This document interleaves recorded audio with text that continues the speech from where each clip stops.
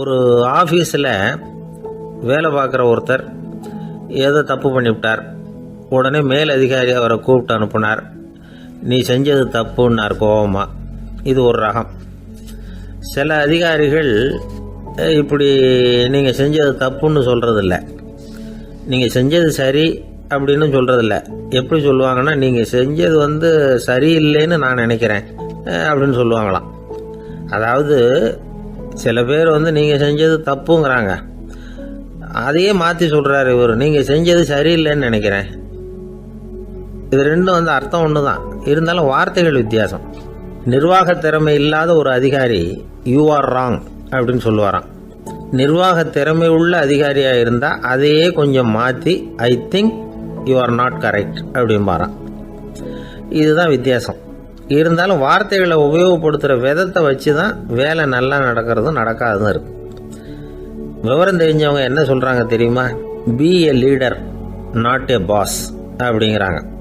ஒரு லீடராக பாஸாக இருக்காதே அப்படிங்கிறாங்க. சரி, அப்படின்னா லீடருக்கும் பாஸுக்கும் வித்தியாசம் உண்டா அப்படின்னு கேட்டால் இருக்குன்னு சொல்கிறாங்க. லீடருங்கிறவர் வேற, பாஸுங்கிறவர் வேற. ஒரு லீடர் எப்படி நடந்துக்குவார், ஒரு பாஸ் எப்படி நடந்துக்குவார், இதை முதல்ல நாம் தெரிஞ்சுக்கணும். அவங்க எப்படி நடந்துக்குவாங்க அப்படிங்கிறதுக்கு சில விவரங்கள் இருக்குது. அதை கேட்டோம்னா நாம் புரிஞ்சுக்கலாம் அதை. அதாவது பாஸுங்கிறவர் விரட்டிக்கிட்டே இருப்பார், லீடருங்கிறவர் ஊக்கப்படுத்திக்கிட்டே இருப்பார். நாளைக்கு சாயந்தரத்துக்குள்ளே அந்த வேலையை செஞ்சு முடிக்கலைன்னா தொலைச்சி விடுவோம் தொலைச்சி அப்படிம்பார் அவர். இவர் எப்படி சொல்லுவார்னா, இது வரைக்கும் நீங்கள் செஞ்சுருக்கிற வேலை ரொம்ப அற்புதம் அப்படிம்பார். பாஸுங்கிறவர் அதிகாரத்தை நம்பி செயல்படுறவர், லீடருங்கிறவர் நல்லெண்ணத்தை நம்பி செயல்படுறவர். நம்மக்கிட்ட அதிகாரம் இருக்குது, பவர் இருக்குது, அதனால் காரியத்தை சாதிச்சுடலாம் அப்படின்னு நினைக்கிறவர் அவர்.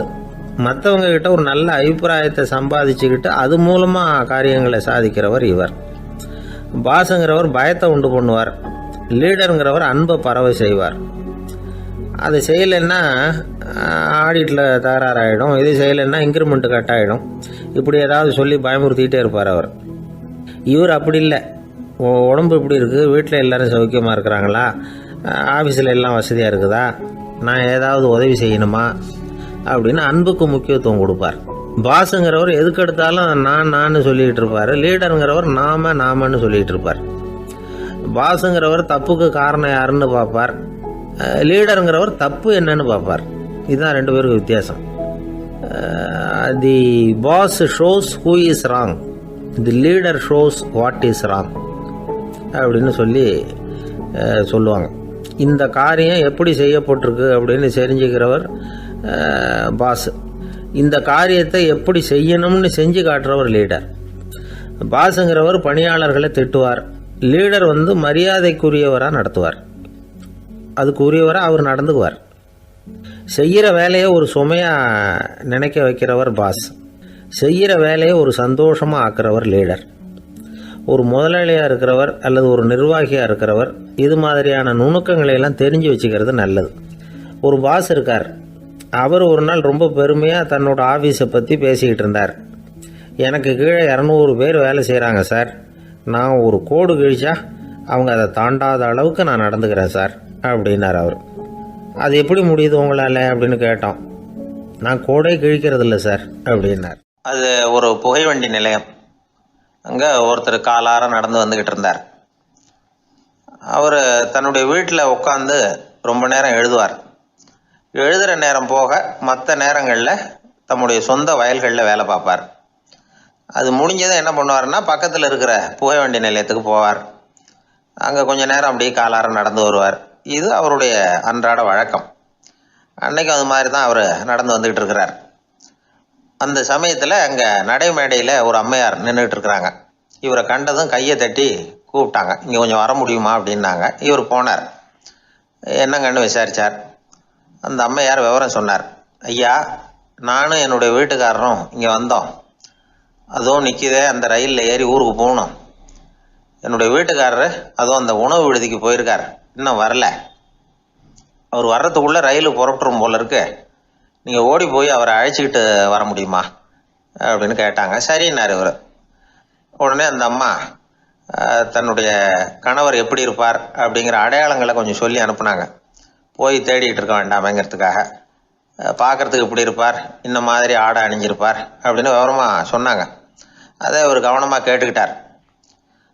நீங்கள் போய் அழைச்சிட்டு வாங்க, வந்த உடனே உங்களுக்கு உண்டான கூலியையும் கையோடு கொடுத்து விட்றேன் அப்படின்னாங்க அந்த அம்மா.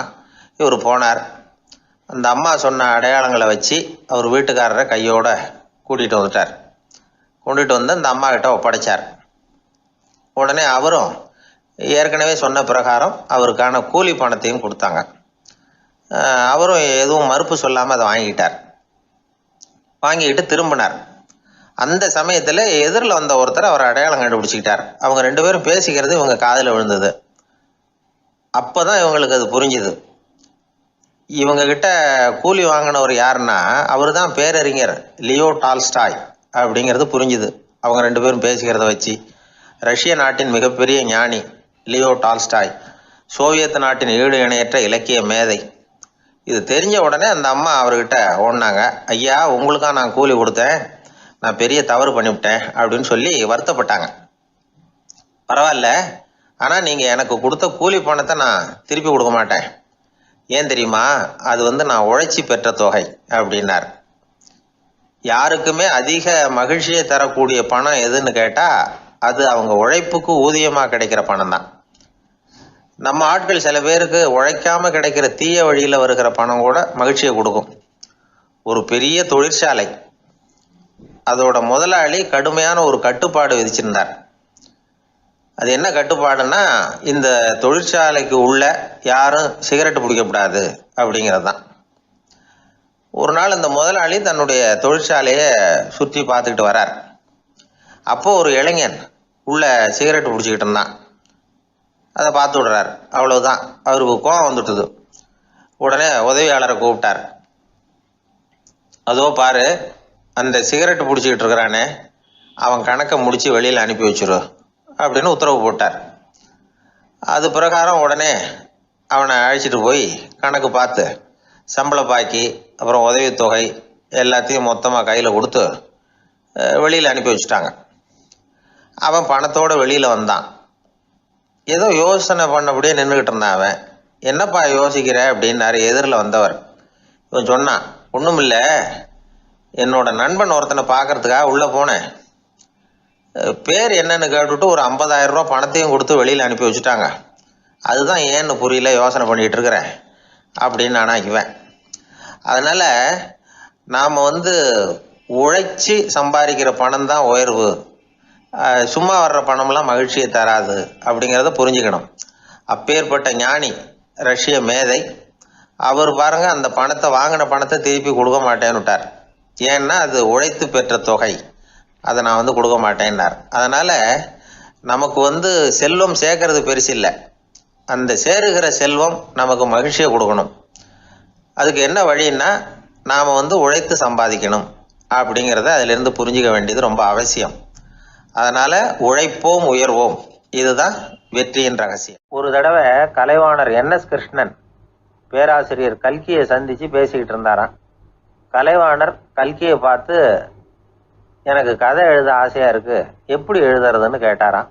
கதை எழுதுறதுக்கு 4 மை வேணும்னாராம் கல்கி. அப்படியா, அப்படின்னா என்னென்ன கலர் மை அப்படின்னு கேட்டிருக்காரு கலைவாணர் சிரிச்சுக்கிட்டே. நான் சொன்னது கலர் மை இல்லை, அது வேற மை. அதாவது கதை எழுதுறதுக்கு தேவைப்படுகிற 4 மை எதுன்னா, 1 திறமை, 2 பேணாமை, 3வது தனிமை, 4வது பொறுமை அப்படின்னாராம். உடனே கலைவாணர், உங்கள் யோசனை அருமை அப்படின்னாராம். அதுதான் கலைவாணர்.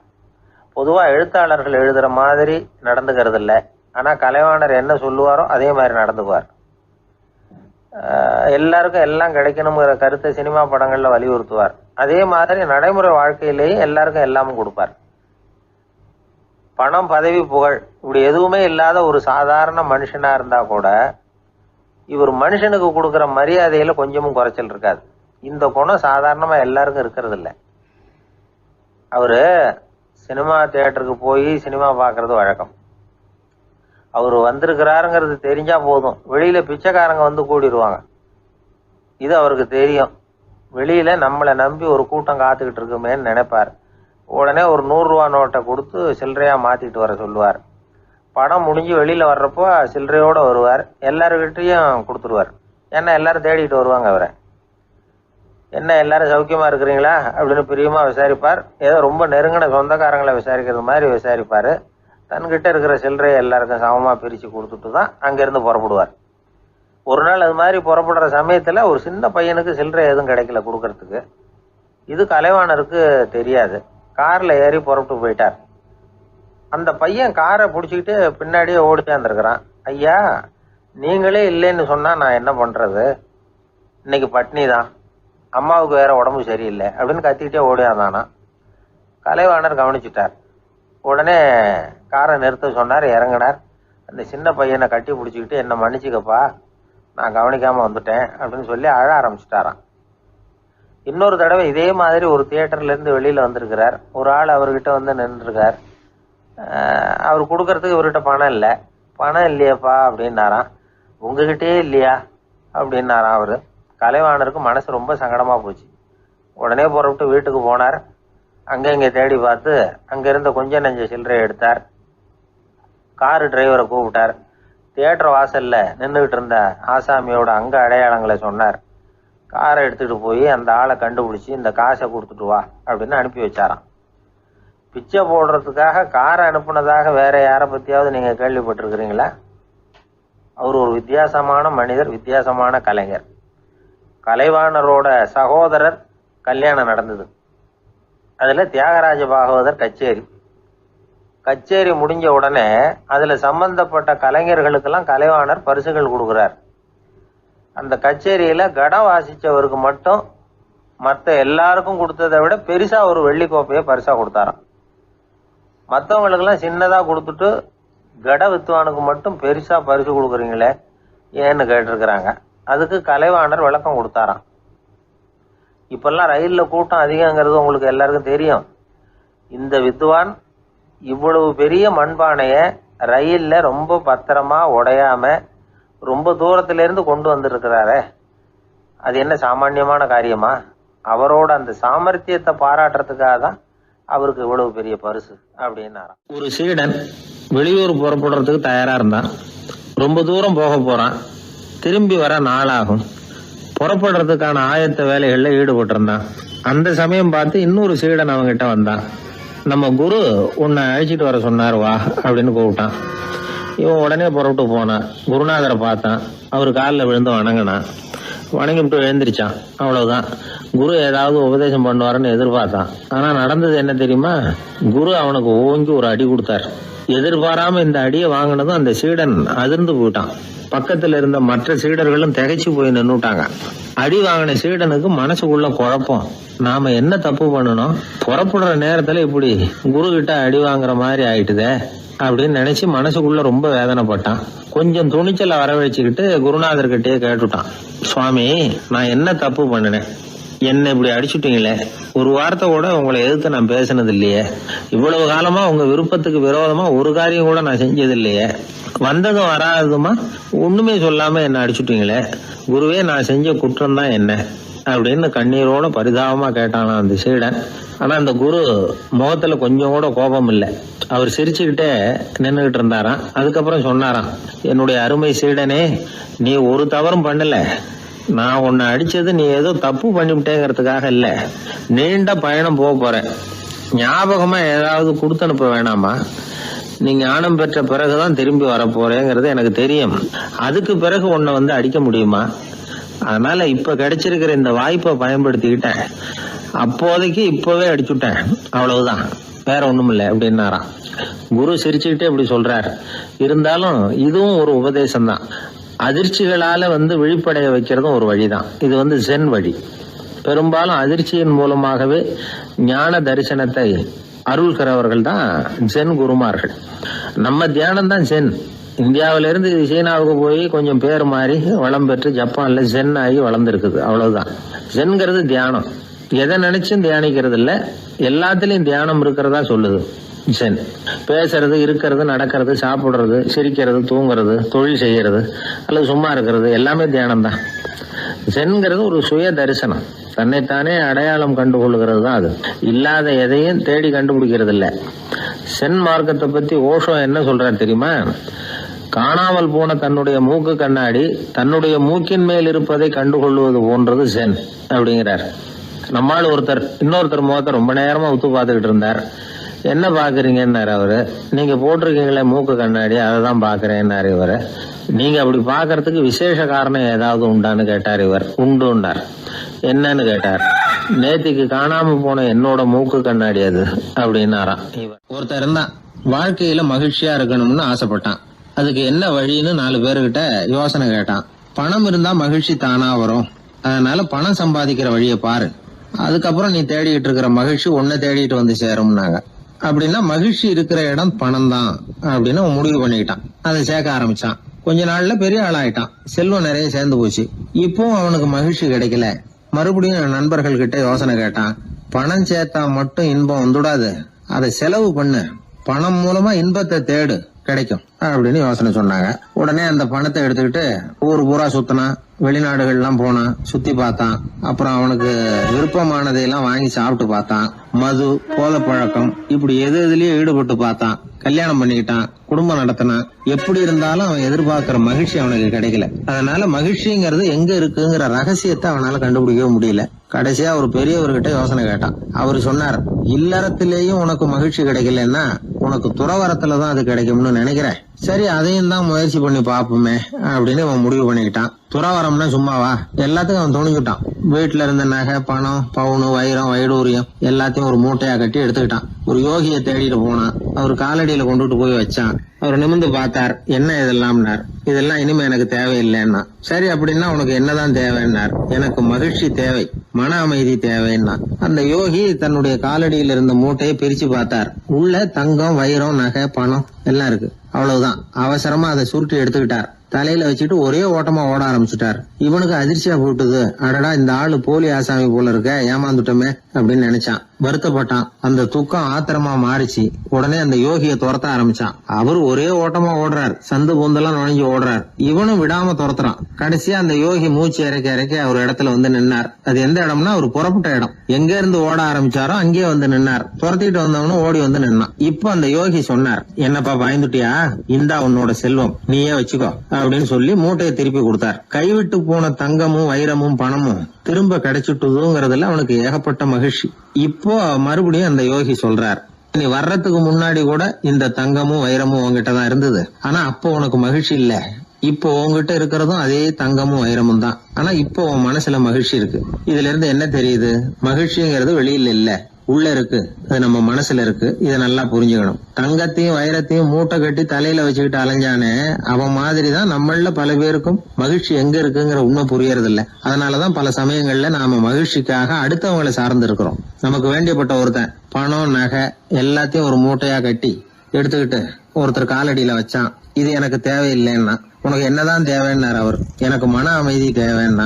உனக்கு மன அமைதி தேவைப்படுகிற அளவுக்கு இப்ப என்ன ஆயிட்டுதுன்னார் அவர். வேற ஒண்ணும் இல்ல, இந்த பணத்தையும் நகையையும் நான் யாரு வீட்டுல எடுத்தனோ அந்த வீட்டுக்காரங்க இப்ப என் பின்னாடி துரத்திட்டு வந்துட்டு இருக்கிறாங்க, அவ்வளவுதான் அப்படின்னு நானா. மகிழ்ச்சியை தேடுகிறவர்கள் இந்த உலகத்துல அதிகம். அது எங்க இருக்குன்னு புரிந்து கொண்டவர்கள் ரொம்ப குறைவு.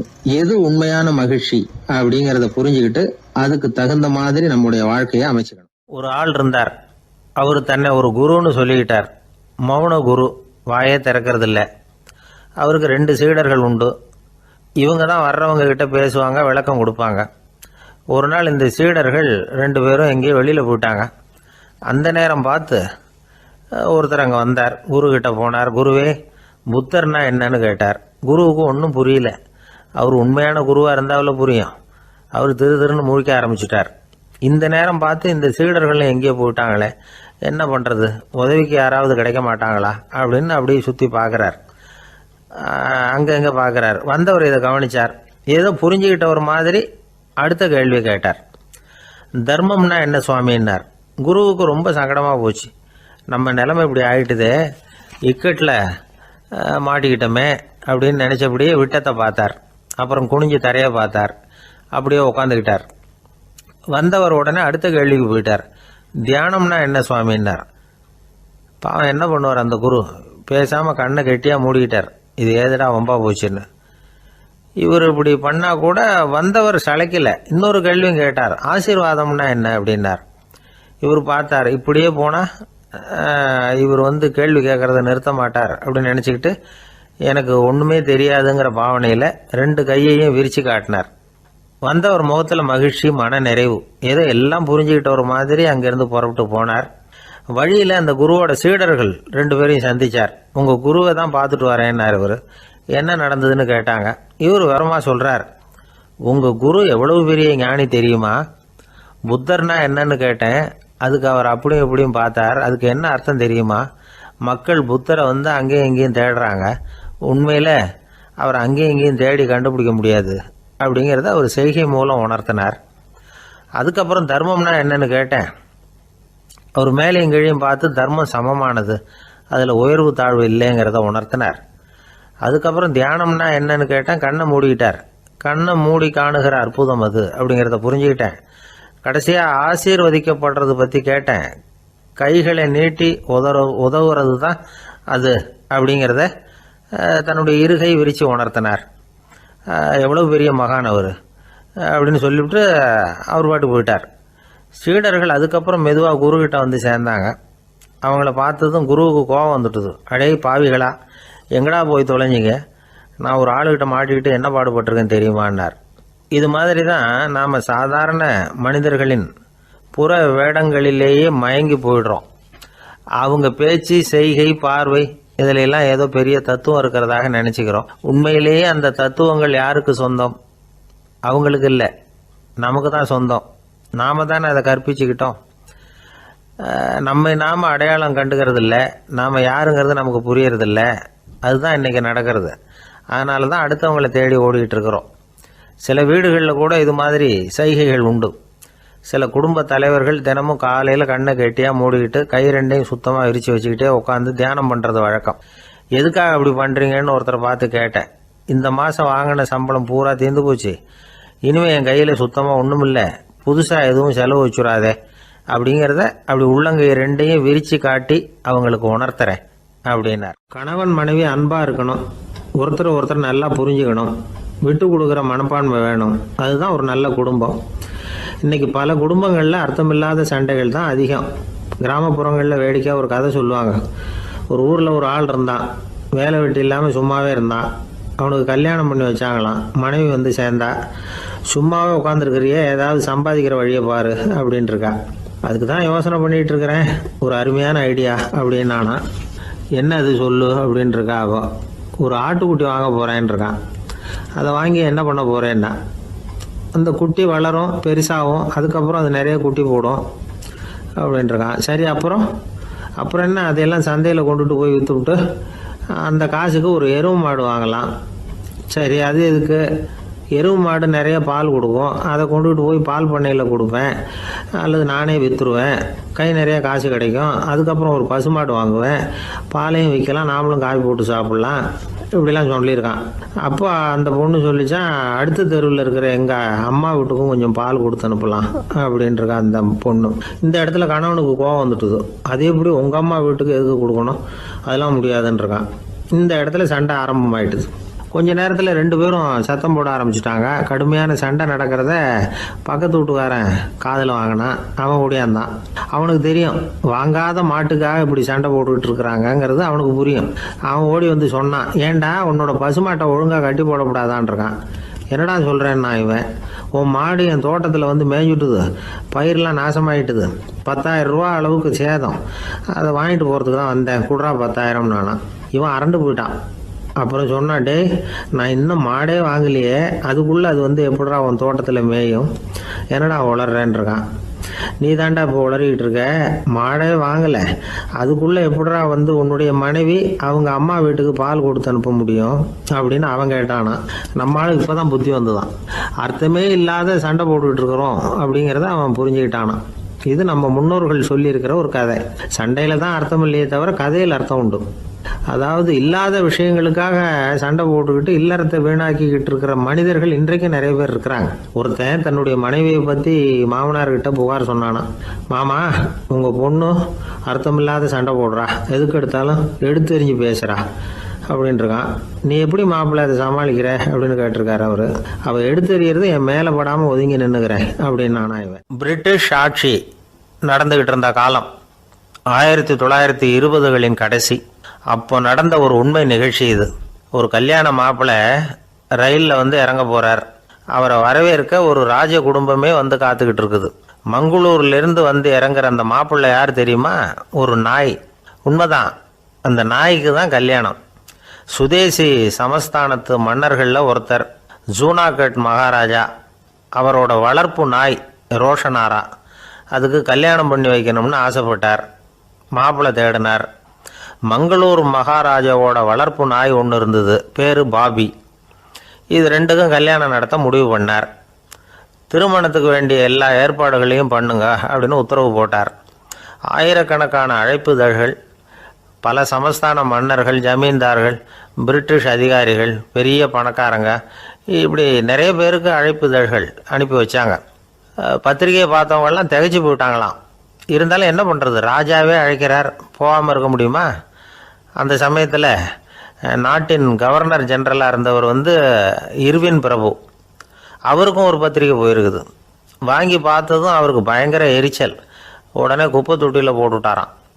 மாட்சிமை தங்கிய பிரிட்டன் சக்கரவர்த்தியின் பிரதிநிதியான தன்னை கேவலம் ஒரு நாயின் திருமணத்துக்காக அழைக்கிறதா அப்படின்னு அவருக்கு ஆத்திரம். இருந்தாலும் கல்யாணம் பிரமாதமாக நடந்துதான். கல்யாணத்தன்னைக்கு பொண்ணுக்கு ஸ்பெஷல் குளியல், தண்ணீருக்கு பதிலாக வாசனை திரவியங்கள், பன்னீர், குளித்ததுக்கு அப்புறம் அலங்காரம், வைர மாலை, முத்து மாலை, ஏகப்பட்ட அலங்காரம். மாப்பிள்ளையை அழைக்கிறதுக்கு ரயில்வே ஸ்டேஷனில் ராஜ குடும்பமே காத்துக்கிட்டு இருக்குது. அவங்களோட வளர்ப்பு நாய்கள் 250. அத்தனை நாய்களுக்கும் பட்டு துணி போத்தி இருக்குது. முத்து வடங்கள் அணிவிச்சிருக்கிறாங்க. எல்லாம் ராஜ நாய்கள். அதுகளையும் வீதியில் நடக்க விடலையாம். அதுகளை சுமந்துக்கிட்டு போக அலங்கரிக்கப்பட்ட யானைகள் காத்துக்கிட்டு இருக்குதான். மாப்பிள்ளைக்கு வரவேற்பு எப்படி தெரியுமா? அது நடந்து வர்ற பாதை பூரா ரத்தன கம்பளம் விரிச்சிருக்குது. 2 பக்கமும் ராஜாங்க அதிகாரிகள் கைகட்டி நிற்கிறாங்க. அரசு படை வீரர்கள் அணிவகுப்பு மரியாதை செலுத்துகிறாங்க. அந்த நாய் ராஜ மரியாதையோடு நடந்து வருது. நகையெல்லாம் போட்டுக்கிட்டு வருது. திருமண மண்டபத்துக்கு வந்து சேருது. அங்கே கல்யாணம் அமோகமாக நடக்குது. இந்த திருமணத்தை முன்னிட்டு அந்த ஜூனாகட் சமஸ்தானத்துக்கு 3 நாள் விடுமுறை வேறு. கல்யாணத்துக்கு வந்திருந்தவங்களுக்கெல்லாம் ஏக தடபுடலாக விருந்து, நாட்டியம் எல்லாம் பிரமாதமாக நடந்து தான். இந்த கல்யாணத்தில் கலந்துக்க வந்திருந்த மற்ற சமஸ்தானத்து மன்னர்கள், தீவான்கள், அரச குடும்பத்தினர், இப்படி அவங்க 700 பேராம். அவங்க வந்து போகிறதுக்காக விசேஷ ரயில்கள்லாம் வேற விட்டுருக்காங்க. கல்யாணம் முடிஞ்சதும் அந்த நாய் தம்பதிகளோட பெரிய பெரிய மன்னர்கள்லாம் ஒன்றா உட்காந்து சாப்பிட்டாங்களாம். ஏர் கண்டிஷன் அறையில் அந்த தம்பதிகள் கொஞ்ச காலம் வாழ்ந்துருக்கிறாங்க. கொஞ்ச நாளில் மாப்பிள்ளைக்கு மரியாதை குறைய ஆரம்பிச்சுட்டுது. வெளியில் துரத்தி விட்டாங்களாம். அந்த பெண் நாய் மட்டும் ராஜ போகங்களை அனுபவித்து வந்து தான். இந்த கல்யாணத்தை பார்த்துட்டு தொடர்ந்து மற்ற சமஸ்தானத்து மன்னர்களும் நாய் திருமணங்கள் நடத்த ஆரம்பிச்சுட்டாங்களாம். இது உண்மையில் நடந்திருக்குது. இப்படி அது இருக்கட்டும். இப்போ நம்ம கதைக்கு வருவோம். ஒரு ராஜாவுக்கு ரொம்ப நாள் கழித்து ஒரு குழந்தை பிறந்து தான். அரண்மனை ஜோசியரை கூப்பிட்டுருக்கார் ராஜா. ஜோசியரே, என் மகன் வருங்காலத்தில் சிறந்த வாழ் வீரனாக வரணும்னு ஆசைப்படுறேன். வருவானாங்கிறத கொஞ்சம் பார்த்து சொல்லுங்களேன் அப்படின்னாராம். ஜோசியர் சொன்னார், மன்னா, உங்கள் புள்ள வாழ் வீரனாக வர்றது கஷ்டம். ஆனால் அவரும் உங்களை மாதிரியே நாய்க்குட்டிகள் பேரில் பிரியமாக இருப்பார். அதுகளுக்கு கல்யாணமும் பண்ணி வைப்பார் அப்படின்னாராம். அது எப்படி கண்டுபிடிச்சிங்க அப்படின்னு கேட்டிருக்கார் ராஜா. அரசே, உங்கள் பிள்ளைக்கு வாழ் மேலே உள்ள பிரியத்தை காட்டிலும் நாய் மேலே உள்ள பிரியம் அதிகங்கிறதுக்கான அறிகுறி இப்போவே தெரியுது. நல்லா கவனித்து பாருங்க. அவர் வாழ்னு கத்துறாரு அப்படின்னாரு. கவனித்து பார்த்துட்டு அப்படி எனக்கு காதில் விழலையே அப்படின்னாராம் மன்னர். அதனால தான் சொன்னேன், அவர் கத்துறது வாழ்னு கத்தலை, வள்ளுன்னு கத்திக்கிட்டு இருக்கார். அதனால தான் அப்படி சொன்னேன் அப்படின்னாராம் அரண்மனை ஜோசியர். 21ஆம் வருஷம் செப்டம்பர் மாதம் 22ஆம் தேதி மதுரை மேலமாசி வீதியில் உள்ள ஒரு வீடு. அங்கே அன்னைக்கு நடந்த ஒரு அற்புத நிகழ்ச்சி பின்னாடி உலக மக்களையெல்லாம் ஆச்சரியப்பட வச்சுது. இந்திய வரலாற்றிலேயே அது ஒரு முக்கியமான நிகழ்ச்சி. உலக மக்கள் கவனமெல்லாம் காந்திஜியின் பக்கம் திரும்புறதுக்கு காரணமாக இருந்த நிகழ்ச்சி அது. கதர் துணி பிரச்சாரத்துக்காக காந்திஜி மதுரைக்கு வந்திருந்தார். சென்னை துணி வணிகர் சங்கத்தின் துணைத் தலைவர் ஒருத்தர் இருந்தார், ராம்ஜி கல்யாண் சேட்ஜி. அவருடைய வீடு மதுரை மேலமாசி வீதியில் இருந்தது. அந்த வீட்டில் தான் காந்திஜி தங்கியிருந்தார். அப்போது வயலுக்கு போகிற உழவர்கள்லாம் சின்ன சின்ன துண்டை இடுப்பில் கட்டிக்கிட்டு கலப்பையை தூக்கிக்கிட்டு தெருவில் நடந்து போகிறத கவனித்தார். ஏற்கனவே சேலத்துக்கு தெற்க பல பகுதிகளில் ஆண்களும் பெண்களும் அரைகுறை ஆடைகளோடு உழைச்சிக்கிட்டு இருக்கிறத கண்ணால் கண்டிருக்கிறார் அவர். இந்தியரின் சராசரி உடை இவ்வளவு தான் அப்படிங்கிறத புரிஞ்சுக்கிட்டார். மனசை என்னவோ பண்ணியிருக்குது. ராத்திரி பூரா அதை பற்றியே யோசனை. 22/9/21 வியாழக்கிழமை காலையில் காந்திஜி எழுந்திருக்கிறார். அவர் கூட தங்கியிருந்தவங்களையெல்லாம் பார்த்து சொன்னார், இன்னையிலேருந்து அறையில் முழு அகலத்துண்டு தான் கட்டுவேன்.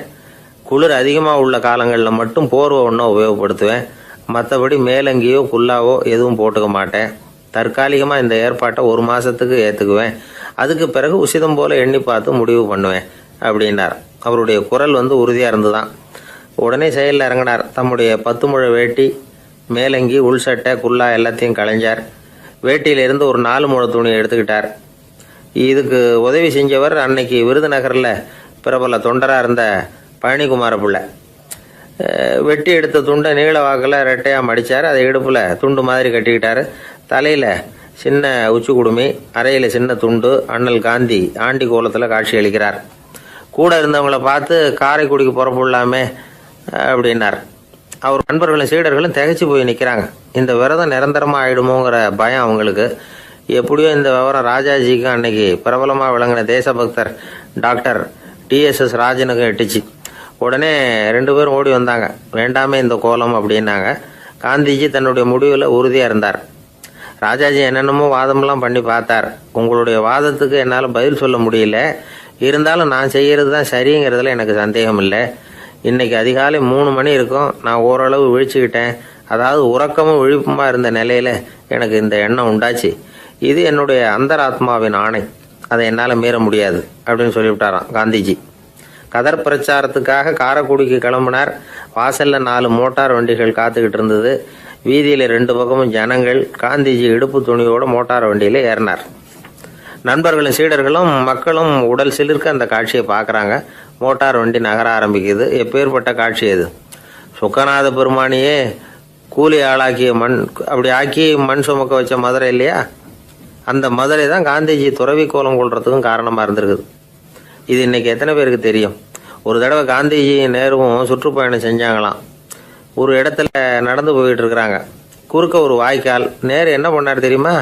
தன்னுடைய இளமை துடிப்பை காட்டுறதுக்காக கொஞ்சம் தூரம் பின்னாடி போய் அங்கேருந்து வேகமாக ஓடி வந்து அந்த வாய்க்காலை தாண்டினாராம். காந்திஜி அப்படி பண்ணலை. பக்கத்தில் இருந்த பாலம் வழியாக அந்த வாய்க்காலை கடந்து வந்தார். நேரு காந்திஜியை பார்த்து சிரிச்சுக்கிட்டே, என்ன மாதிரி நீங்களும் தாண்டி இருக்கலாமே அப்படின்னாராம். அதுக்கு காந்திஜி சிரிச்சுக்கிட்டே சொன்னாராம், 2 அடி முன்னேறதுக்காக 5 அடி பின்னாடி போகிறதா அப்படின்னாராம். பிள்ளைகளை பற்றி சொல்லுவாங்க. ஒரு இப்போ ராமர் லட்சுமணர் கதை சொல்லுவாங்க. அதாவது ராமரும் பரதனும் பந்து விளையாடிக்கிட்டு இருந்தாங்களாம். சின்ன வயசில் பந்து விளையாடிட்டு இருந்தாங்களாம். உடனே ராமர் வந்தாராம். வந்து கோசலை அவங்க அம்மா மடியில், கோசலை மடியில் சோர்ந்து போய் உட்காந்தாராம். சந்தோஷமாக வந்து உட்காந்துருக்காரு. அப்போ அந்த கோசலை அம்மா கேட்டாங்களாம், ஏன்ப்பா அப்படி இவ்வளவு சந்தோஷமாக இருக்கே, என்ன காரணம் அப்படின்னு கேட்டிருக்காரு. அப்படின்னு அந்த அம்மா கேட்டிருக்கு. ராமன் சொன்னான்னா, என் தம்பியோட நான் பந்து விளையாண்டுக்கிட்டு இருந்தேன். பரதன் அவன் ஜெயிச்சுட்டான், நான் தோத்துட்டேன். என்னை அவன் ஜெயிச்சுட்டான். அவனுடைய வெற்றி எனக்கு சந்தோஷமாக இருக்குது, தம்பியோட வெற்றி. அதனால் நான் சந்தோஷமாக இருக்கேன்னு சொல்லியிருக்கு. அந்த அம்மாவுக்கு ரொம்ப சந்தோஷம். தம்பி ஜெயிக்கிறாங்கிறத பற்றி அண்ணன் சந்தோஷப்படுறானே அப்படின்னு. கொஞ்ச நேரத்தில் பரதன் வந்திருக்கான். அவன் சோர்ந்து போய் கலங்கி போய் அதே அம்மா மடியில் உட்காந்துருக்கான். நீ ஏன்ப்பா, நீ தான் ஜெயிச்சுட்டியாமே, நீ என்னத்துக்கு வருத்தப்பட்டுக்கிட்டு வர அப்படின்னு கேட்டிருக்க அந்த அம்மா. அப்போ பரதன் சொன்னானா, நான் ஜெயிக்கணுங்கிறதுக்காக அண்ணன் விட்டு கொடுத்தாரு, தோத்துட்டாரு, அதனால் எனக்கு வருத்தமாக இருக்குது. உண்மையில் அவர் தான் ஜெயிச்சிருக்க வேண்டியது, எனக்காக விட்டு கொடுத்தாரு அண்ணன், அதனால் நான் வருத்தப்படுறேன்னா. அப்போ அந்த அம்மா சொல்லிச்சான், இப்படி தான் தம்பியினுடைய வெற்றி அண்ணனை சந்தோஷப்படுத்துது, அண்ணனுடைய தோல்வி தம்பியை வருத்தப்பட வைக்குது. இப்படி தான் இருக்கணும், அண்ணன் தம்பின்னா அப்படி தான் குடும்பத்தில் இருக்கணும்னு சொல்லி அந்த அம்மா சொன்னதாக சொல்லுவாங்க ராமாயண கதை. அதே போல் இப்போ இதில் வரும், நபிகள் நாயகத்தினுடைய பேரர்கள் பாத்திமாவனுடைய பிள்ளைகள் 2 பேர், ஹசன் ஹுசைன் 2 பேர் நபிகள் நாயகத்தினுடைய பேரன்மார்கள். அன்னை பாத்திமாவனுடைய குழந்தைகள். ஹசனும் ஹுசைனும் பேசிக்கிறதே இல்லையா கொஞ்ச நாள். இந்த அம்மாவுக்கு அதை பார்க்குறாங்க, ஏதோ அண்ணன் தம்பிக்குள்ளே ஏதோ தகராறு போல் இருக்கு, ஏன் பேசிக்க மாட்டேங்கிறாங்க அப்படின்னு சொல்லி அந்த பிள்ளைகளை கூப்பிட்டு வச்சு அந்த அம்மா புத்தி சொல்லிச்சான். இந்த பாருப்பா, நீ அண்ணன் தம்பிக்குள்ளே இது மாதிரி இருக்கக்கூடாது. உங்கள் பாட்டனார் ஒரு புத்திமதி சொல்லியிருக்காரு, உனக்கு தெரியுமா?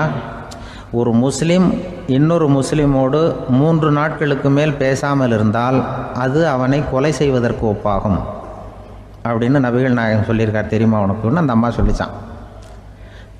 அப்போ அந்த தம்பிக்காரர் சொன்னாராம், ஹுசைன் சொல்லியிருக்கார், அதுவும் எனக்கு தெரியும். அதே தாத்தா பாட்டனார் என்ன சொல்லியிருக்காருன்னா, அந்த 2 பேரில் யார் முதல்ல சலாம் சொல்கிறாங்களோ, யார் முதல்ல முன்னாடி பேசுகிறாங்களோ அவங்களுக்கு சொர்க்கம் கிடைக்கும், இறைவனுடைய ஆசி கிடைக்கும்னு சொல்லியிருக்கிறார். அந்த ஆசி அண்ணனுக்கு கிடைக்கட்டுமேங்கிறதுக்காக நான் பேசாமல் இருக்கிறேன் அப்படின்னா. அந்த ராமனும் பரதனும் எப்படி இருந்தாங்களோ அப்படி தான் ஹசனும் ஹுசைனும் இருந்திருக்கிறார்கள். அந்த பாசம்தான் குடும்பத்தில் வேணும். வாழ்க்கையே வெறுத்து போச்சு சார் அப்படின்னு சொல்லிட்டு வந்தான் ஒருத்தன்.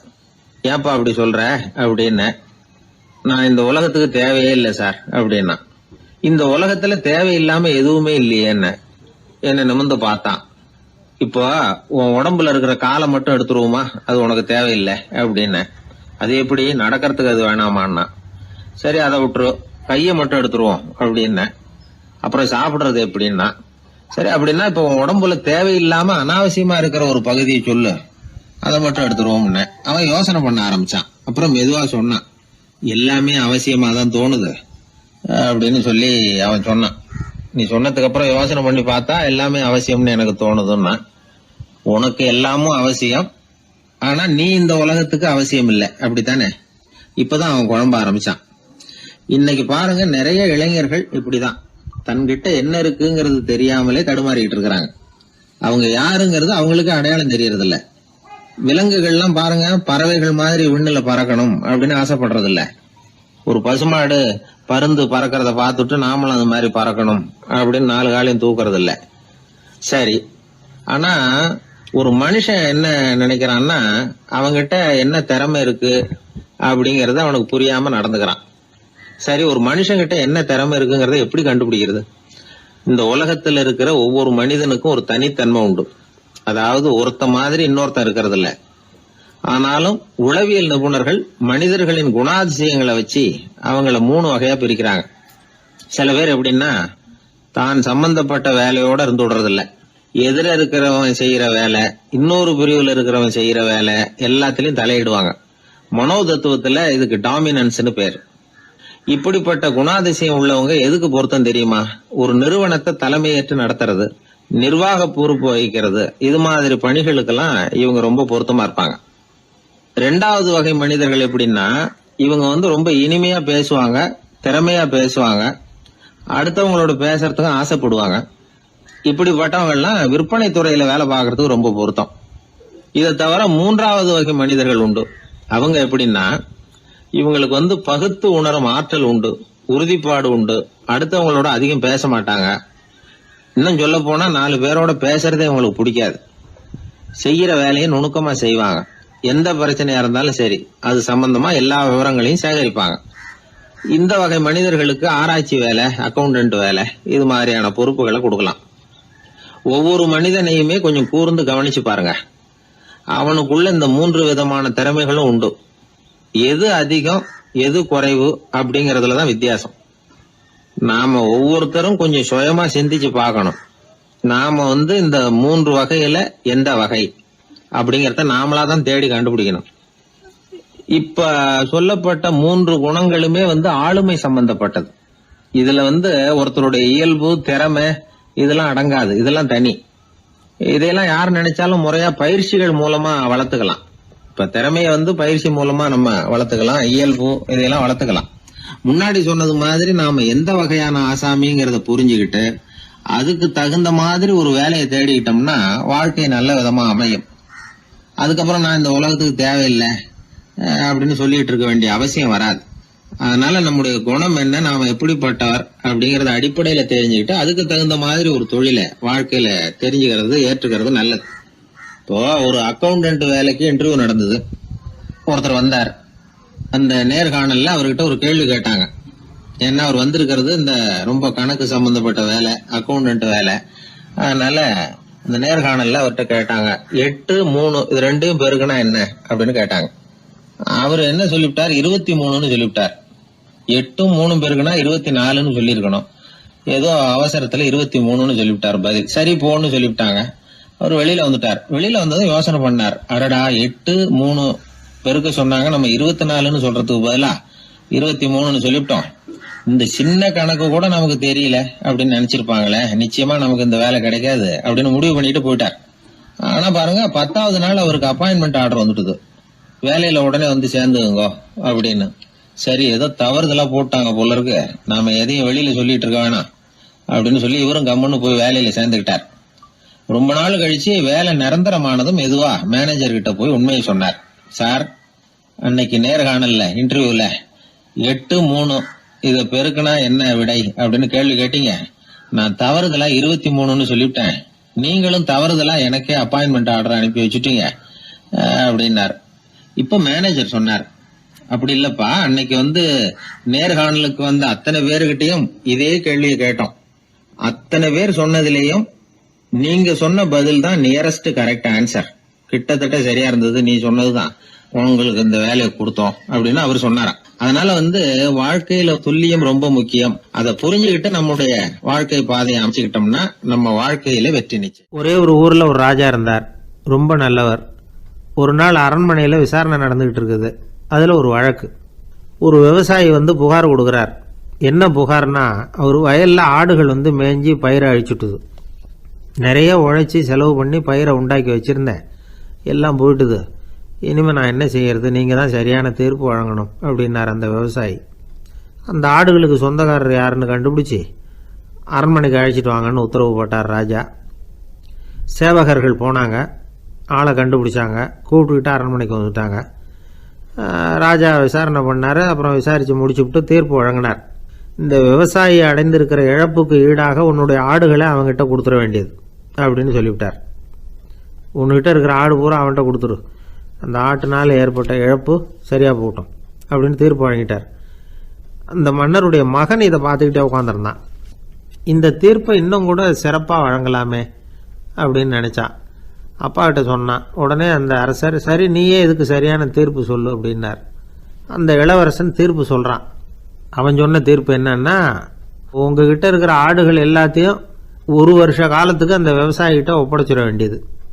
அந்த 1 வருஷத்துக்குள்ள அந்த ஆடுகள் போடுற குட்டிகள், பால், எரு எல்லாம் விவசாயி எடுத்துக்க வேண்டியது. 1 வருஷத்துக்கு அப்புறம் உங்களுடைய ஆடுகளை நீங்களே திருப்பி வாங்கிக்க வேண்டியது. இதுதான் இளவரசன் சொன்ன தீர்ப்பு. இது சரியான தீர்ப்பு தான். இனிமேல் என்னுடைய அரச பொறுப்புகளை இளவரசர் வசம் ஒப்படைக்கிறேன் அப்படின்னு சொல்லி ஒப்படைச்சுட்டாராம். அதாவது தாவூத் நபி, சுலைமான் நபி இவர்களுடைய சரித்திரத்தில் இந்த சம்பவம் காணப்படுறதாக ஒரு நண்பர் சொன்னார். ஒரு தண்டனையை பெறுகிறவன் அதுக்கு பிறகு சமூகத்தில் நல்ல விதமாக வாழறதுக்கு வாய்ப்பு இருக்கிறது மாதிரி அமையணும் தீர்ப்பு. அதுக்கு இது ஒரு உதாரணம். சில தீர்ப்புகள் எப்படி அமைஞ்சு விடுதுன்னா, ஒரு தண்டனையை அனுபவித்து முடித்தவன் அதுக்கப்புறம் அவன் இந்த சமூகத்தில் நல்லவனாக வாழறதுக்கு நினைச்சா கூட அதுக்கு தகுதி இல்லாதவன் அப்படிங்கிற அளவுக்கு சூழ்நிலை அமைஞ்சிருது. இது சிந்திக்க வேண்டிய ஒரு செய்தி. இன்னொரு ஊரில் ஒரு ராஜா இருந்தார். அவர் ஒரு நாள் ஒரு போட்டி வச்சார். என்ன போட்டின்னா, அரண்மனை வாசலில் ஒரு பெரிய நீச்சல் குளம், அதில் நிறைய விஷப்பாம்புகள். எந்த இளைஞன் துணிச்சலாக அதில் நீச்சல் குளத்தில் குதித்து நீந்தி கரையேறி வர்றானோ அவனுக்கு 100 ஏக்கர் நிலம் பரிசாக வழங்கப்படும். அது வேணாம்னா 1000 ஆடுகள் பரிசாக வழங்கப்படும். அதுவும் வேணான்னா என்னுடைய மகளை வந்து கல்யாணம் பண்ணிக்கலாம். இதுதான் மன்னருடைய அறிவிப்பு.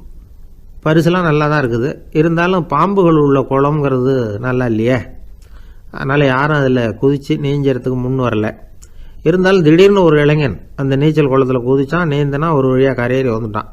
மன்னருக்கு ரொம்ப மகிழ்ச்சி. நீ தான் தைரியமான இளைஞன், வா இப்படின்னு கூப்பிட்டார். கிட்ட வந்தான்.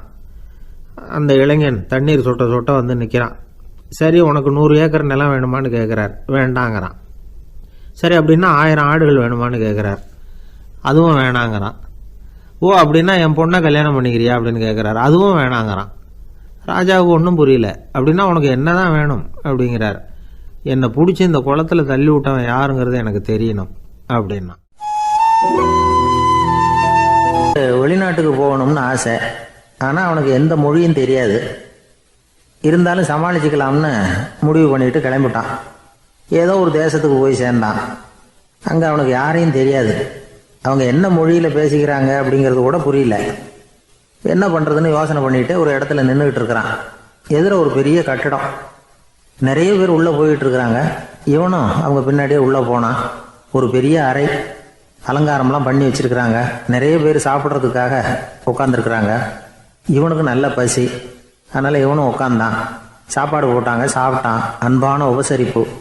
இவன் மனசு உள்ள நினச்சிக்கிட்டான், இது ஏதோ அரசருடைய அரண்மனை மாதிரி தெரியுது, இன்னைக்கு ஏதோ விருந்து நடக்குது, நல்ல வேளை நம்ம பசியும் தீர்ந்தது அப்படின்னு நினச்சிக்கிட்டே நிமிர்ந்து பார்க்குறான். சாப்பாடு பரிமாறினவன் எதிரில் ரொம்ப பணிவோட முதுகை வளைச்சி வணக்கம் தெரிவித்தான்.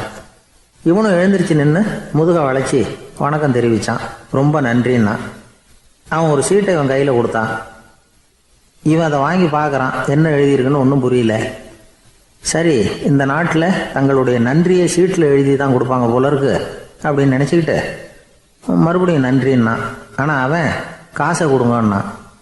ஏன்னா அது ஒரு ஹோட்டல், இவன் சாப்பிட்டதுக்கான பில் அது. இவன் அதை புரிஞ்சிக்கவே இல்லை. நன்றின்னு அந்த சீட்டில் எழுதி கொடுக்குறாங்க போல இருக்கு அப்படின்னு நினச்சிக்கிட்டு அதை வாங்கி சட்டை பையில் பத்திரமா வச்சுக்கிட்டு பரவாயில்லைங்க ரொம்ப மகிழ்ச்சின்னா. ஒரு வெளிநாட்டுக்காரனுக்கு இவ்வளவு தூரம் மரியாதை பண்ணுறீங்களே, எங்கள் ஊருக்கு போனதும் உங்களை பற்றி நிறைய சொல்லுவேன் அப்படின்னா. இவன் என்ன சொல்கிறான்னு அவனுக்கு புரியல. இவனை பிடிச்சி அழைச்சிட்டு போய் முதலாளி முன்னாடி நிறுத்தினான்.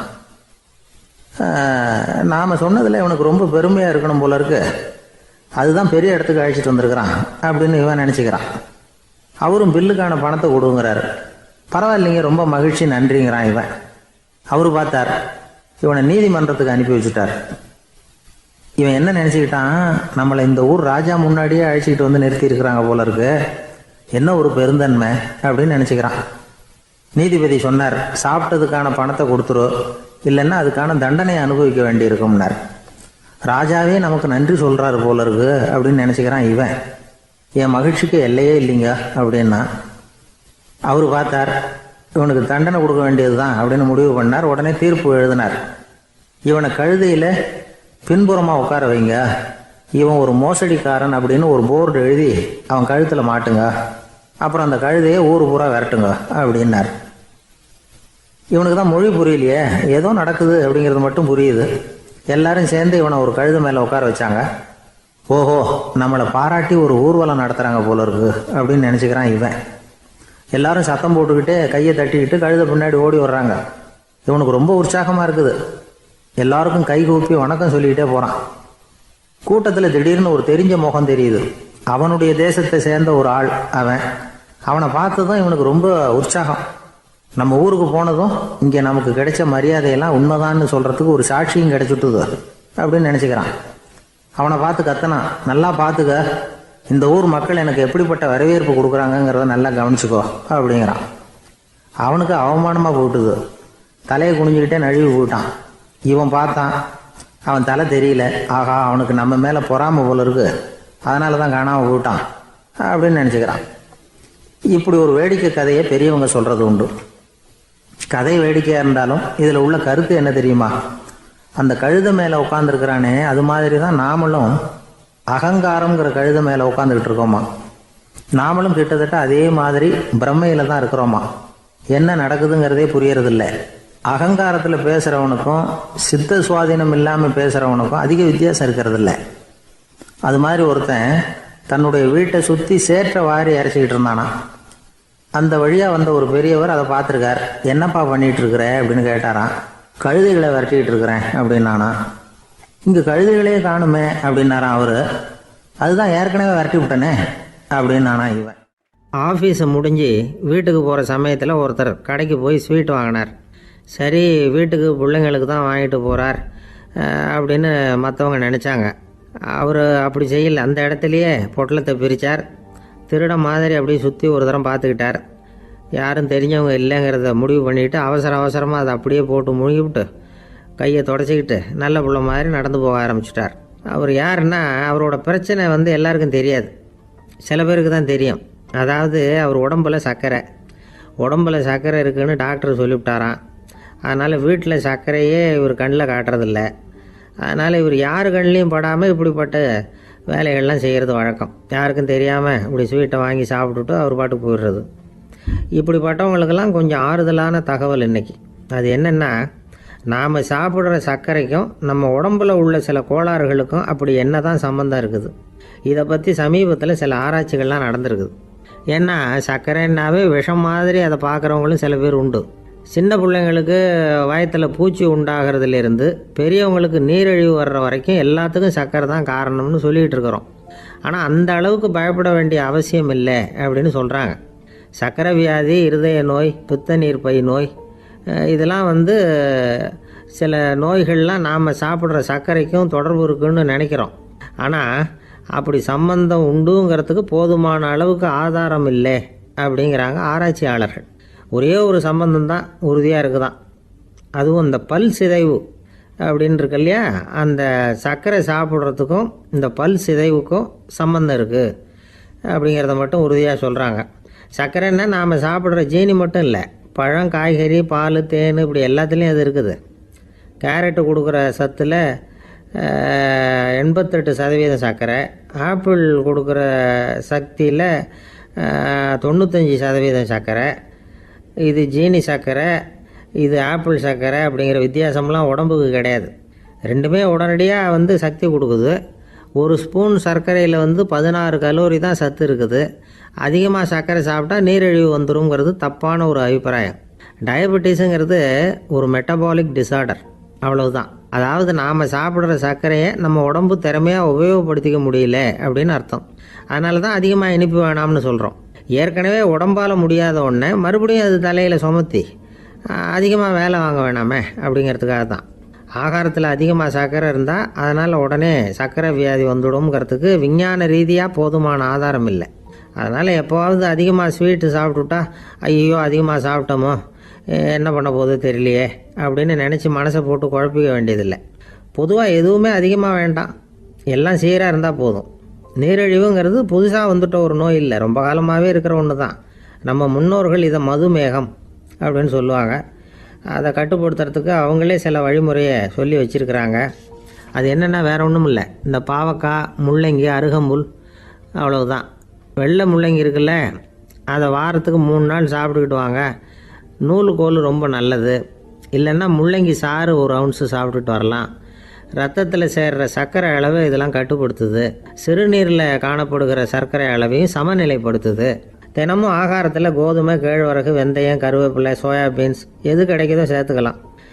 இப்படிலாம் செஞ்சுக்கிட்டு வந்தால் அப்புறம் வீட்டுக்கு தெரியாமல் கடையில் போய் நின்றுக்கிட்டு ஸ்வீட் வாங்கி திருட்டுத்தனமாக சாப்பிட வேண்டிய அவசியமே உங்களுக்கு வராது. 2 ஆசாமிகள் கடற்கரையில் உட்காந்து சாவகாசமாக பேசிக்கிட்டு இருந்தாங்களாம். ஒருத்தர் சொன்னார், இன்னொருத்தருக்கு தெரியாமல் ஸ்வீட்டு சாப்பிட்றதே எப்பவும் இடைஞ்சல் தான் சார். நேற்றுக்கு பாருங்கள், அப்படி தான் சாப்பிட்டுக்கிட்டு இருந்தேன், வீட்டுக்காரி கண்ணில் போட்டுவிட்டுது, அதுக்கப்புறம் ஒரே ரகலையாக போச்சு அப்படின்னாரா.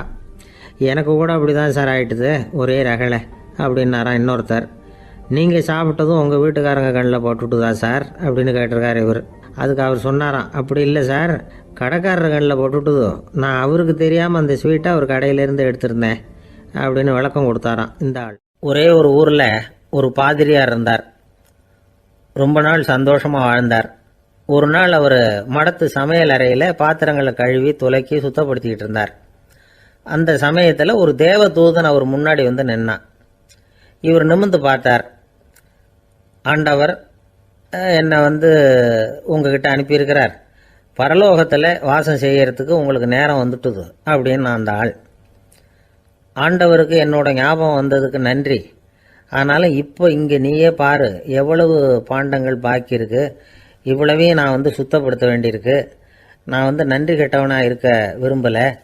இந்த பணியை முடிக்கிற வரைக்கும் என்னுடைய பரலோக வாழ்வை தள்ளி வைக்க முடியுமா, நீ என்ன நினைக்கிற அப்படின்னு கேட்டார். தேவதூதன் தனக்கே உரிய விவேகத்தோட அன்போட பாதிரியாரை பார்த்தான். சரி, என்ன செய்யலாம்ங்கிறத அப்புறம் சொல்கிறேன் அப்படின்னு சொல்லிவிட்டு புறப்பட்டு போயிட்டான். ஒரு நாள் அந்த பாதிரியார் தோட்டத்தில் உள்ள களைகளை எல்லாம் ஒரு களை கொத்தியால் கொத்தி களை எடுத்துக்கிட்டு இருக்கிறார். அந்த சமயத்தில் இந்த தேவதூதன் மறுபடியும் அவர் முன்னாடி நிற்கிறான். பாதிரியார் பார்த்தார். இதை பாரு, இந்த தோட்டம் பூராவும் எவ்வளவு களை மண்டி கிடக்கு, பரலோகம் கொஞ்ச காலம் எனக்காக பொறுத்திருக்கலாம்னு நீ நினைக்கிறியா அப்படின்னு கேட்டார். தேவதூதன் சிரிச்சுக்கிட்டே மறுபடியும் மறைஞ்சிட்டான். மறுபடியும் அவர் களை எடுக்கிறது, தானிய களஞ்சியத்துக்கு வர்ணம் பூசுறது, இப்படிப்பட்ட வேலைகளில் ஈடுபட்டிருக்கார். இன்னொரு நாள் ஒரு மருத்துவமனையில் நோயாளிகளை கவனிச்சுக்கிட்டு ரொம்ப தீவிரமாக இருக்கிறார் அந்த பாதிரியார். ஒரு நோயாளியோட தாகத்துக்கு தண்ணீர் கொடுத்துட்டு நிமிர்ந்து பார்க்குறப்போ தேவதூதன் மறுபடியும் அவர் முன்னாடி வந்து நிற்கிறான். இந்த தடவை பாதிரியார் தன்னலமற்றவராக பேரன்பை காட்டக்கூடிய வகையில் தன்னுடைய 2 கைகளையும் உயர்த்தியபடி தேவதூதனின் கவனத்தை வந்து பிணியால் வாடக்கூடிய நோயாளிகளின் பக்கம் திருப்பினாராம். தேவதூதன் ஒன்றும் சொல்லலை, மறைஞ்சிட்டான். அன்னைக்கு சாயந்தரம் பாதிரியார் வந்து மடத்தில் உள்ள தன்னுடைய அறைக்கு போய் இளைப்பாறினார். யோசித்து பார்த்தார். தேவதூதனையும் தேவதூதனின் விருப்பத்தையும் பல நாள் தள்ளி போட்டு வந்ததையும் அவர் ரொம்ப நினச்சி பார்த்தார். திடீர்னு தான் வந்து முதுமை அடைகிறதையும் சோர்வு அடைகிறதையும் உணர்ந்தார்.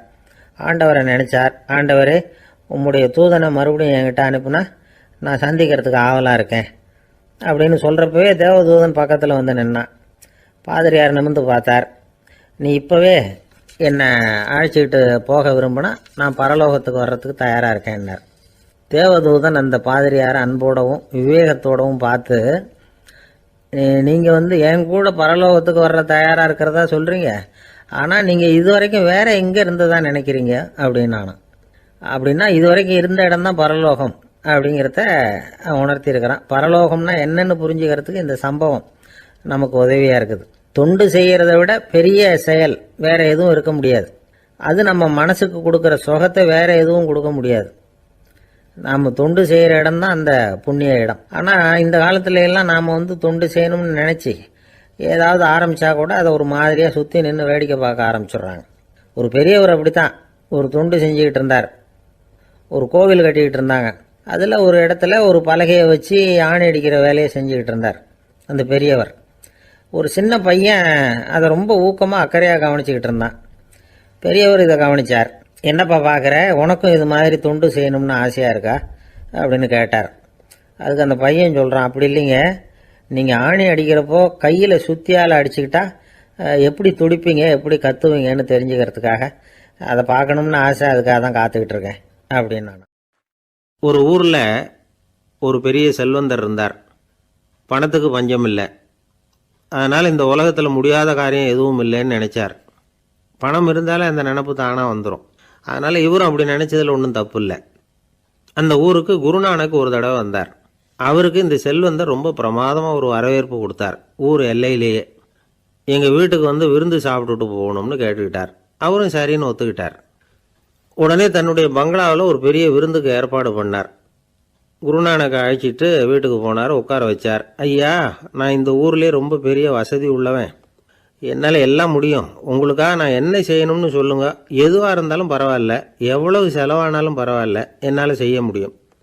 என்ன செய்யணும்னு சொல்லுங்கள், அது போதும், நான் செய்கிறேன் அப்படின்னு நான் ரொம்ப பணிவா. இதை கேட்டதும் குருநானக் சிந்திச்சார் கொஞ்ச நேரம். அதுக்கப்புறம் தன்னோட சட்டை பைக்குள்ளே கையை விட்டு ஒரு பழைய ஊசி ஒன்று எடுத்தார். அந்த செல்வந்தர்கிட்ட கொடுத்தார். இதை பாருங்கள், இவ்வளவு தூரம் நீங்கள் கேட்கறதுனால சொல்கிறேன். எனக்கு நீங்கள் செய்ய வேண்டிய உதவி இதுதான்னார். ஊசியை கையில் வாங்கிக்கிட்டு இதை என்ன செய்யணும்னு சொல்லுங்க அப்படின்னார் அவர். நீங்கள் செய்ய வேண்டியது என்னென்னா, இந்த ஊசியை பத்திரமா வச்சிருக்கணும். நாம் 2 பேரும் இறந்து போனதுக்கு பின்னாடி இன்னொரு உலகத்தில் நாம் சந்திக்கக்கூடிய வாய்ப்பு இருக்குது. அப்போ இந்த ஊசியை என்கிட்ட கொண்டாந்து கொடுக்கணும். இதுதான் நீங்கள் எனக்காக செய்ய வேண்டிய உதவி அப்படின்னார் குருநானக் லேசாக சிரிச்சுக்கிட்டே. இதை கேட்ட உடனே இந்த பெரியவர் முழிக்க ஆரம்பிச்சிட்டார். அது எப்படிங்க, நான் சாகிறப்ப எப்படி இந்த ஊசியை எடுத்துக்கிட்டு இன்னொரு உலகத்துக்கு வர முடியும்னார். ஊசி மாதிரி ஒரு சின்ன பொருளை கூட இந்த உலகத்தை விட்டு நாம் போகிறப்ப எடுத்துகிட்டு போக முடியாதுங்கிறப்போ உங்களோட செல்வத்தையெல்லாம் எப்படி அங்கே எடுத்துகிட்டு வர போகிறீங்க அப்படின்னு கேட்டார் குருநானக். அதுக்கப்புறம் தான் அந்த பெரியவர் யோசிக்க ஆரம்பித்தாராம். குருநானக் சொல்கிறார், இதை பாருங்கள், நாம் செய்கிற நல்லது கெட்டது தான் கடைசி வரைக்கும் நம்ம கூட இருக்கும். அடுத்தவங்க நல்லா இருக்கணுங்கிறதுக்காக பொருளை செலவு செய்யணும். அப்படி செய்யலைன்னா எந்த பிரயோஜனமும் இல்லை அப்படின்னார். அதுக்கப்புறம் தான் அந்த செல்வந்தரின் அறிவு கண் திறந்து தான். உடனே குருநானக்கை வணங்கினார். ஐயா, என்கிட்ட இருந்த ஆணவம் போயிட்டுது. இனிமேல் என்கிட்ட இருக்கிற செல்வத்தை நல்ல வழியில் செலவழிப்பேன் அப்படின்னாராம். நம்மக்கிட்ட இருக்கிற பணம் எப்பவும் நம்ம கூடவே வந்துக்கிட்டு இருக்காதுங்கிறதுக்கு இது ஒரு உதாரணம். அதுக்காக நாம் பணம் சேர்க்கறத பற்றி கவலைப்பட வேண்டியதில்லை, பேசாமல் படுத்து தூங்கிக்கிட்டு இருந்தால் போதும் அப்படின்னு இதுக்கு அர்த்தம் பண்ணிக்கக்கூடாது. முறையான வழியில் பணம் சேர்க்கணும், அதை முறையான வழியில் செலவு பண்ணணும். அதனால் ஏற்படக்கூடிய மன நிறைவு இருக்குது பாருங்கள், அது அனுபவித்தவங்களுக்கு தான் தெரியும். சொர்க்கத்துக்கு போகிறவங்க இங்கேருந்து பணத்தை எடுத்துகிட்டு போக முடியாது. ஆனால் நம்ம செல்வத்தை இங்கே மற்றவங்களுக்கு பயன்பட செய்து அதனால் ஏற்படுற புண்ணியம் இருக்குது பாருங்கள், அதை எடுத்துகிட்டு போக முடியுமா. இதுதான் ஆன்மீகவாதிகள்லாம் சொல்கிற கருத்து. ஜான் நியூட்டன் ஒருத்தர், அவர் சொன்னார், நான் எப்போவாவது சொர்க்கத்துக்கு போய் சேர்ந்தேன்னா அங்கே 3 அதிசயங்களை பார்ப்பேன்னார். என்னன்னு கேட்டாங்க. நான் யார் யார் இருக்க மாட்டாங்கன்னு நினச்சிக்கிட்டு இருந்தேனோ அவங்களில் சில பேர் அங்கே இருப்பாங்க, அது ஒரு பெரிய அதிசயம்னார். சரி, அடுத்தது என்ன? 2வது அதிசயம் என்னன்னா, அங்கே இருப்பாங்கன்னு நான் எதிர்பார்த்த சில பேர் அங்கே இருக்க மாட்டாங்க.